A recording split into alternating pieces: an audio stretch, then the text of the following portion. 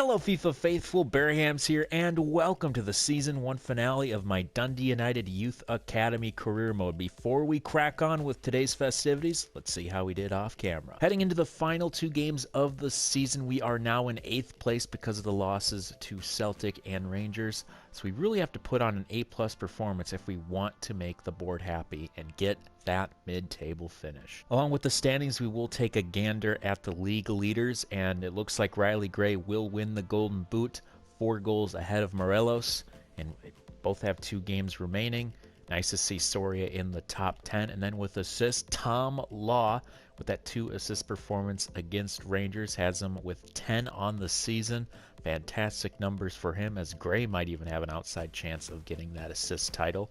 Then clean sheets, Wisniewski, 4 clean sheets. I mean, it's not even close to Marciano or Barkas, but still pretty good for his rookie campaign. In today's episode, we take on rivals Aberdeen away from home, and then the season finale is at home against St. Johnstone. Thankfully, Yildirim is back in the lineup as he'll be paired up with Cruikshank, and will hopefully steal some points away from home. As much as I've liked Riley Gray's output this season, I would like to see some other guys score in this final episode, because again, I don't know how long we will have Riley Gray. Oh, maybe an early chance here. Maine trying to turn the page here. Still has it. Good blocking by Yildirim. Again, it's nice to have him back. It's now Keto looking to start something on the counter here. Maybe we can break the red wall. Riley Gray flips that through to McCauley. McCauley now, maybe with a chance for a shot here if he can get the right angle. He tries, but it will take a deflection, and it will be a corner. So yes, we are tied as the worst defensive team in the league. 57 goals conceded. McCauley centers that through. Tom Law gets a pass through to Riley Gray. Riley Gray does get past the defender. Will take the shot, and he will score. Riley Gray once again getting his 20th on the season. Another pass from Tom Law. I know I was complaining a little bit earlier about the lack of output from other players on the side, but again, I'll take this. Aberdeen trying to get back into it. So Hayes will flip that out wide. Cartwright, who has struggled a little bit, probably had some beginner's luck playing in that unknown position of right back. Yildirim gets beat. Oh no, Cruikshank gets beat one-on-one. Great block. Get in the way, get in the way, get in the way, get in the way. There's another chance. Cleared out. Thank you. Good play by Yildirim. Great save, Jesus, by Wisniewski. Maybe a through ball here for Tom Law, who does have it. Has to cut back, though. Finds Soria. Oh, keep it, Tom Law. There we go. Is now Maine. Looking to open things up here, but his pass is offside. That will do it for the opening half of this episode. Great finish by Riley Gray. Another assist by Tom Law. Might steal away the 3 points here. No changes in half number 2, and that's because the teams been doing decent so far. I'm liking how Yildirim has been great on defense. I like how Gray's scoring. I like how the midfield's cracking on. I hope that stays the same. Might be a little too far for Tom Law. Tom Law will keep it in. Does get a cross. Looking for Gray, but it will fall to Keto. Keto with a chance for a shot from distance. Takes it, but it will fall to the hands of Lewis. Here's a chance now. Áñez, couple steps behind of McClellan. Chance for centering ball. Yep, that's going in.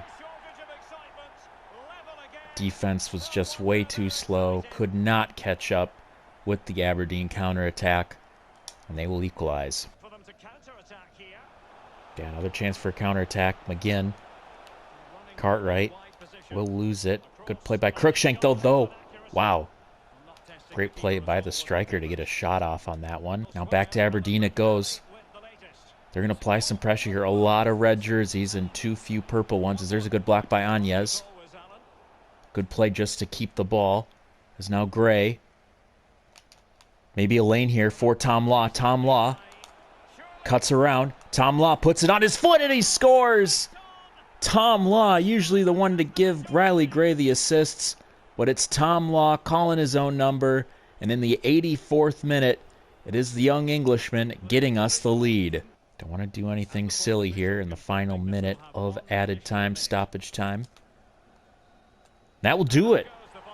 What a way to come from behind and seal the victory. 2 goals for Dundee. 1 by Riley Gray, 1 by Tom Law. The law firm hooking up for both goals. We do take the 3 points away from our rivals. Who knows, we might be moving up in the table once again. Another month in, we have another player signed from the scouting reports, and that is Lewis Kirkwood, a 70 to 94 potential goalkeeper, 46 overall at the age of 15. I don't know if he has a future with the club, but I sure do hope so. As in other good news, we will be promoting Ian Armstrong to the first team because he is of the age of 16, 52 overall. And it looks like Cartwright's days at right back are numbered. That was the 9th and final month of all 3 of those scouts, and because I feel like we are able to make an upgrade because our team has made progress, we have gotten new scouts. The first one is Kirk Bean, Scottish scout. He will be scouting Scotland, 3-star, 2-star, perfect for the country, of course, 9 months. And then we will have new scouts, one in Iceland, Vilhelmir Hansen. Then our final one is Sulo Jimmy. He will be scouting Finland. Final game of the episode and final game of the season. Ian Armstrong gets his debut at right back as we take on St. Johnston. There is the first touches of Ian Armstrong's career. Not significant, but who knows? It might lead to a scoring play as Soria finds Tom Law. Tom Law tries to lead Soria, but Soria wasn't ready for it. Oh, maybe a chance here. There's an open chance now. May running through. A lot of blue jerseys heading into the box. Crookshank trying to get in the way.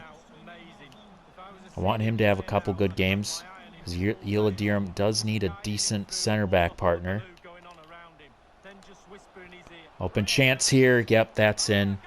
Defense crumbled quickly. Easy goal for St. Johnston, and they're already up 1-0. Has some possible help, but Anyes is getting on him. Defense trying to get in the way. Good save by Wisniewski.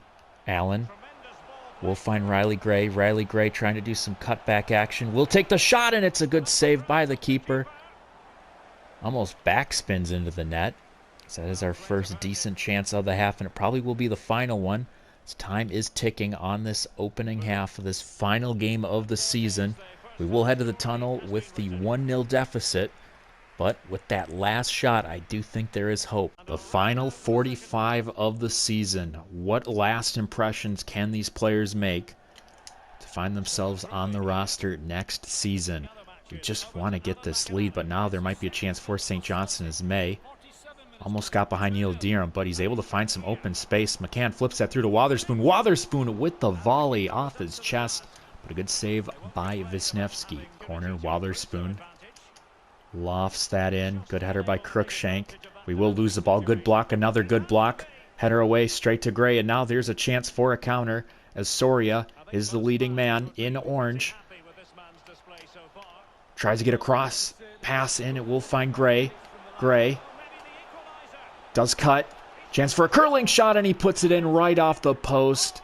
He's been doing it all season long, and it is once again Riley Gray with the equalizer. This game is anybody's now. Just going to open things up here. May looking for the shot. Just going to find Wotherspoon, and Wotherspoon goes near post. Defense, Swiss cheese once again. But now it's Wotherspoon with the second goal, and we only have 20 minutes to equalize, let alone even try to get the win. Armstrong making the run, looking to be the hero here. Does slip that through to Allen, who is onside. Allen trying to turn the corner on Booth. I don't think he can, though, as he will cut back. Finds some help in Soria. Soria finds McCall. Oh, my God. Couldn't even get the pass through. I was actually like a couple steps ahead. It's Keto trying to pressure O'Halloran. O'Halloran now has the steps on everybody. Offense is just too slow. Good block by Yildirim. That could have been the third. Crossing the box. Headed away. Soria will find McCauley. McCauley, not known for his pace, is just going to try to find an angle here and make the most of it. He does find a good pass to Soria, who is onside. Here is Soria. Soria with a little step ball, and it's a good save I think that was our chance, but maybe another chance here. Riley Gray with the ball, takes it, and he will score. We do get the equalizer just before the end of the game, but who else than Riley Gray? For a second, I thought all was lost with that miss by Soria, but Riley Gray, season MVP, able to step up and maybe get us a point here. Paul Halloran looking for that final chance for a shot. Breezes by right past Keto. Keto able to win the ball. Tries to launch it deep, and that will do it for the season. Able to steal away some points. We were down at first, but we did come back. And once again, Riley Gray with the brace. Showing why he is the best player on the team and possibly in the league. My mistake for calling this the season finale, because I totally forgot about the Scottish rules and their faux playoffs, as we do have 5 more games left in the season. Livingston, Ross County, Hamilton, St. Mirren, and Kilmarnock. I will be simulating a couple games to finish off the episode. One is against Livingston. And after 90 minutes, our starters get us a 2-2 draw. Armstrong, second game, getting his first goal, as well as Allen in the 80th minute. Another simulated game, this time it is against Ross County. Once again, another full game in the books, and we do get the victory. Gray does miss a PK, but it's Yildirim and Macaulay with the goals. With 3 games left in the season, I am going to make an executive decision and call this the season finale, considering that we are 17 points ahead of St. Mirren, and it's not really going to change our spot in the table. Even if Kilmarnock do get ahead of us, it's not really going to change much for the future. So yeah, let's just call this the season finale, and we'll move on from there. We already have our scouts. It's been a month, has been a crazy month, and we will first look at the players from Finland. I do like Ilpo Tuominen. We'll keep looking at him. And we have Iceland and Hansen, Olav Vaj, and Bjarnar Onedotter. Nope, none of them. Now we do have Scotland, and we do have, Arthur Howie. 55 to 75 overall with a potential of 79 to 94. Welcome aboard, Artie.